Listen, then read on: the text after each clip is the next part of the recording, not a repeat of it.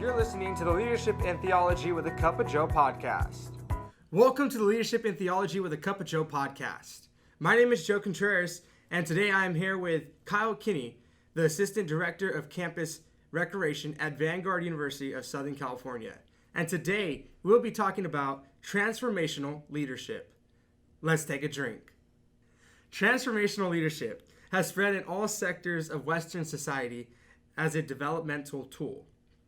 So transformational leadership, as you mentioned, it's a leadership style, which is really a framework for leadership more than specific characteristics of a leader. So when we talk about a framework or a style, it's how leaders define how they direct a group of individuals.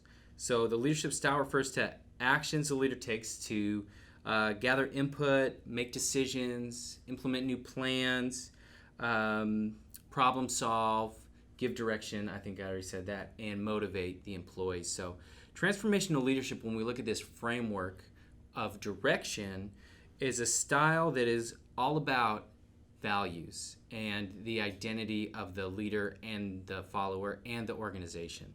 So it's all about connecting the follower's sense of identity and their self to the mission of the organization. Awesome. So what does transformational leadership look like? So it looks completely different to every leader in every organization. When we talk about leadership styles, a style is something you can change to fit what you need. But transformational leadership is what I primarily use as the leader of VU Rec here on campus. And it aligns really well for a few reasons, and that's why it looks pretty specific to our organization. But the way it looks is, obviously we have this vision for VU Rec, right? We have these goals, our purpose, our mission, our value statements. And the way transformational leadership looks or works is that each VU Rec coordinator and I have gone through this process of finding what they value, what they want to contribute to the community here, and their skills and strengths from a programming or organizational standpoint, and how they can tie it to the vision of VU Rec. So what's a strength of yours that you're really passionate about, and how does it further the values of the organization? So when we talk about transformational leadership, we're looking at a way that we provide this motivation by finding something by following the passions of the follower and finding out how it benefits all of us and our overall vision of the organization. Well, there's 4 elements of transformational leadership. The first one is individualized consideration. The degree to which the leader attends to each follower's needs, acts as a mentor or coach to the followers and listens to the followers' concerns and needs. The leader gives empathy and support, keeps communication open, and places challenges before the followers. This also encompasses the need for respect and celebrates the individual contribution that each follower can make to the team. The followers have a will and aspirations for self-development and have intrinsic motivation for their task. What does this look like as you lead VU Rec?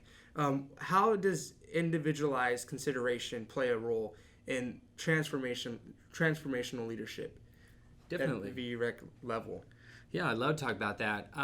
The biggest thing is I have 4 VU Rec coordinators that are the leaders of most of our programming. And they all have different majors. And they're all different from my major, right? I just finished my degree in education and sport management. And so this is a really specific job field for me.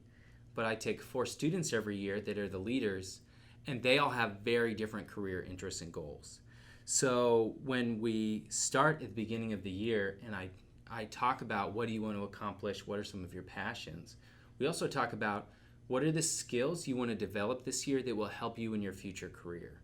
So even though we have the intent of focusing on the goals we've set for the year as a staff, I also want to make sure everyone gets their individual chance to work on what they want to work on. So each of the 4 coordinators will have different projects throughout the year. And even as they do some of the same things, like they each lead a sport, their sports will look different based on how the specific aspects and skills that they've asked me to coach them on and provide feedback. And in the same way, because they all bring a different perspective, I can see kind of what works for the students or things that they've really developed in and say, is this a value that we need to focus on with everybody at the beginning of the year because you've shown such growth? Kyle does an amazing job at helping the people that he leads find where they fit in the values of his organization. And he really does emphasize on this individualized consideration for each person on his team. The second element of transformational leadership is intellectual stimulation, the degree to which the leader challenges assumptions, takes risk, and solicits followers' ideas. Leaders with this style stimulate and encourage creativity in their followers. They nurture and develop people who think independently. For such a leader, learning is a value, and unexpected situations are seen as opportunities to learn. The followers ask questions, think deeply about things, and figure out better ways to execute their task. The third element of transformational leadership is inspirational motivation, the degree to which the leaders articulate a vision that is appealing and inspiring to followers. Leaders with inspirational motivation challenge followers with high standards, communicate optimism about future goals, and provide meaning for the task at hand. Followers need to have a strong sense of purpose if they are to be motivated to act. Purpose and meaning provide the energy that drives a group forward. The visionary aspects of leadership are supported by communication skills that make the vision understandable, precise, powerful, and engaging. The followers are willing to invest more effort in their task. They are encouraged and optimistic about the future and believe in their abilities. The fourth and final element of transformational leadership is idealized influence. It provides a role model for high ethical behavior, instills pride, and gains respect and trust. So, Kyle, how do you see the 4 elements of transformational leadership in your work? Well, I think it's actually pretty evident, and we follow a pretty clear style. Again, starting at the beginning of the year from our individualized skills as a group and really value-driven. And then we get into a lot of the other elements. So starting with intellectual stimulation, we really prize learning is a value. And we see this from week 1 when I start training the BREC coordinators on how to train the officials. And the first PowerPoint slide on the training says, anyone can be an official. And we really try and instill like a growth mindset. We really want to focus on learning specific skills to improve how you do a task. So with the officials, some of the other mantras we have that we kind of teach, Joe, you know as well as anyone that I probably have like 30 catchphrases for VREC. But one of them is win the next play. So if you do something wrong, something doesn't turn out well, you're prized, you are rewarded for making the effort. We had an event earlier this year where we scanned at the beginning, but then we needed the scanners at the end, and we couldn't find them. And I was really annoyed for a minute, if we're being honest. Sorry, you know who you are if you're listening. But it's because they've taken the initiative to go to 2 different storage units on campus to put things away. You know, that's like great initiative. So that's where we're like, okay, let's talk about this because I am definitely not mad. You need to stop apologizing right now. You went out on a limb. You took a chance. You took that risk of what needs to be done right now. I'm going to do it. And just because it didn't work out this one time doesn't mean it was a problem. You know, that's a learning opportunity. With the refs, we always say if you make a bad call, that's all right. You still got to move on to the next one, and we'll talk about it after. And one bad call does not ruin a game. If we move on to the inspirational motivation, Purpose and meaning are really what drives all of our activities. Every time we're in a meeting and we're talking about a program or we're debriefing how something went, we always pull it back to those values we talked about at the beginning of the year. We actually have it on a big poster in my office. So we reference it during every single team meeting. And some of those values like inclusivity in VREC, we really believe that there's a program for everybody. So just because we have a ton of people coming out to open gym basketball, we're not going to run only basketball programming. We're going to give that the resources it needs, and then we're going to find a way to engage the rest of the students on campus. So we are always pulling back to that value of inclusivity and health and well-being. We want to get everyone engaged and build healthy habits.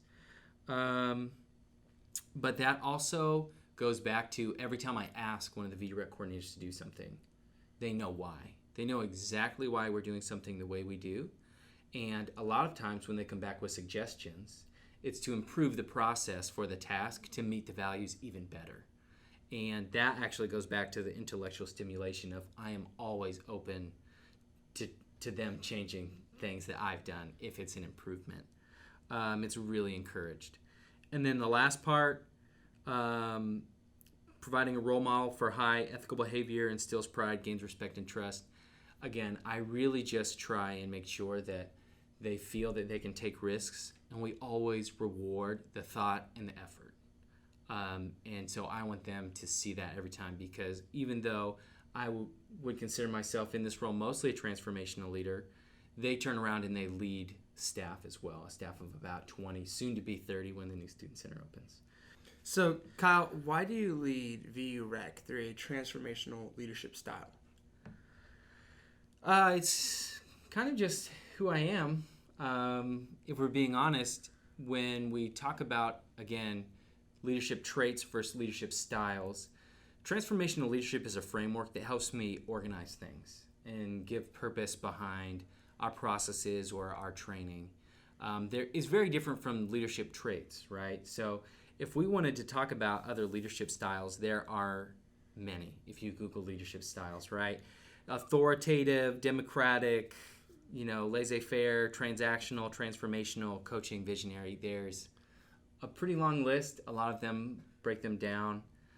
But for me, transformational leadership really fits this position at Vanguard. We're at a place where the student leaders, they're excited to learn and they're excited to get back to their communities. So it's really easy to connect with their values and find things they want to improve. But some of the natural traits are also just easier for me. If you've taken any other personality tests, I'm a 7 on the Enneagram. 7s are driven by values and passion.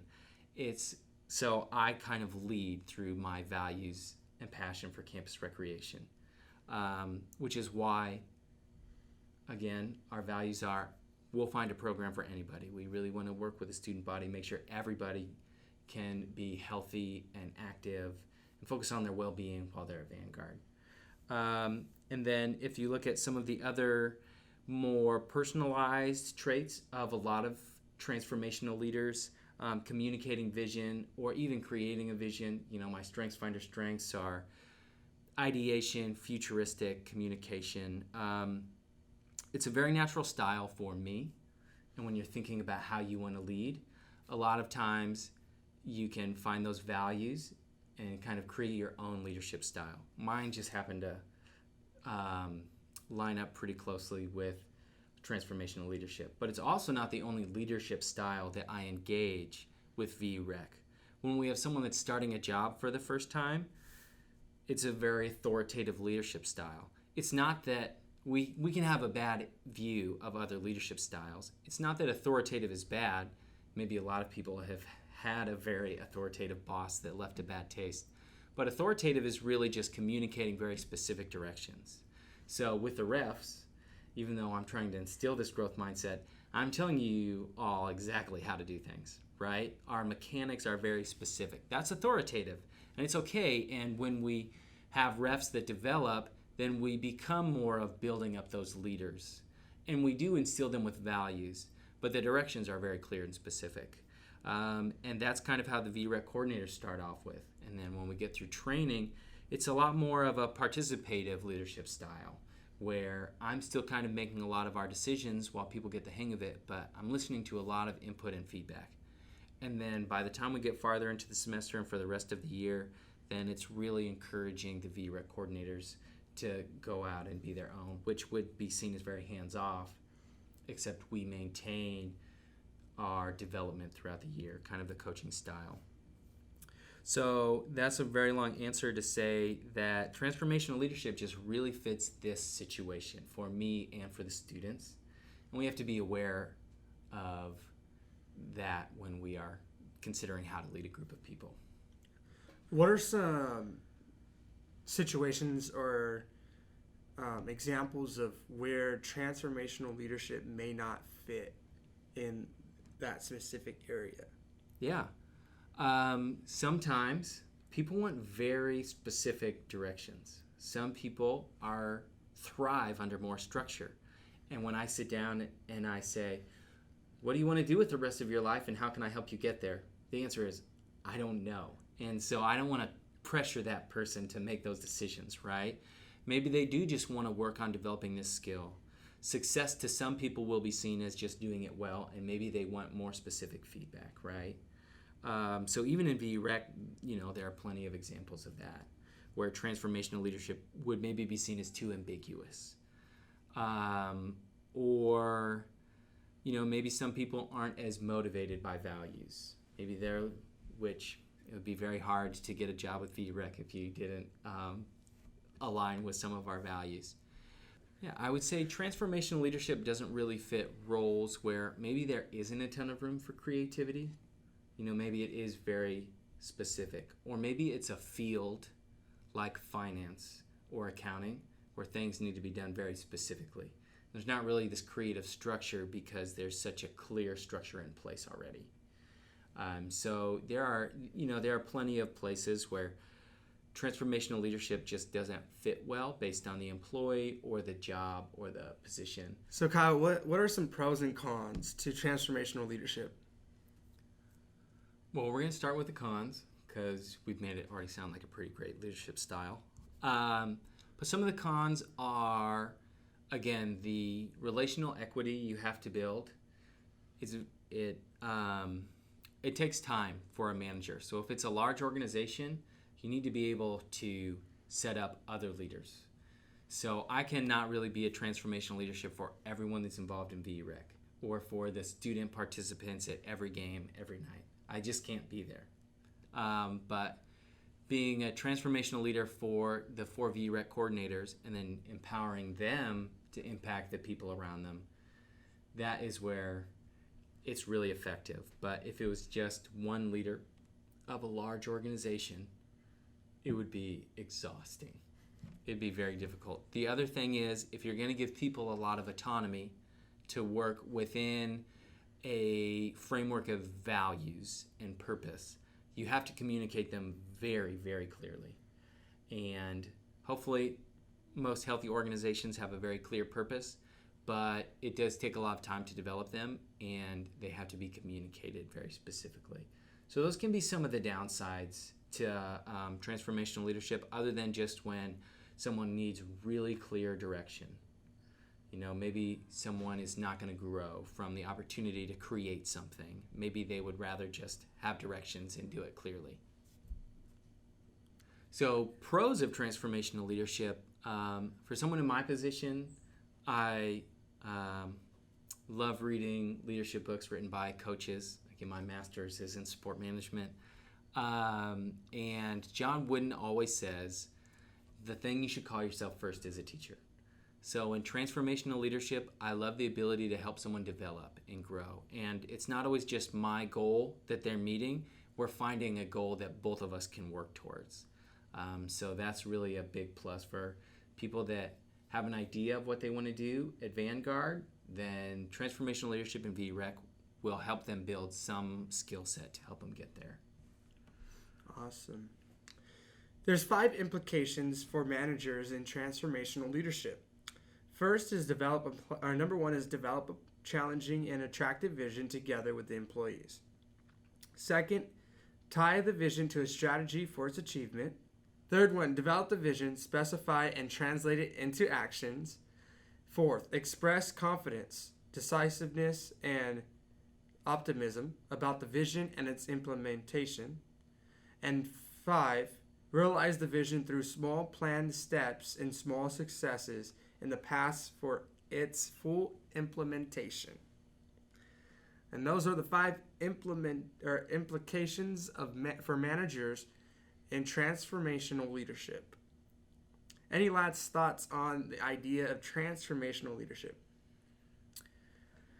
Yeah, again, I kind of want to reiterate, for our organization, we have goals, and we have big goals, and we run a bunch of programs throughout the year. So if our goal is how many people participate by the end of the year, then we don't just leave it there and say, all right, meeting adjourned, we know what our goal is, right? We have all of our very specific programs. We've identified values within those programs and built procedures around it. And then we celebrate all the wins, and we find what we can learn from all the losses. So when we're staying positive and optimistic about our vision, it's not just the good things. It's, okay, so we didn't meet this small goal en route to our big goal, but we learned something that will help us next time. So I firmly believe in the power of positive thinking, because learning is a win. It's awesome. Thank you for tuning in for this month's podcast on transformational leadership. We're now going to go into the audience question of the month. This month's question comes from Isaac from Redding, California, and he asks, what are higher standards that leaders must be kept to? Kyle, can you speak to this a little bit? Yeah.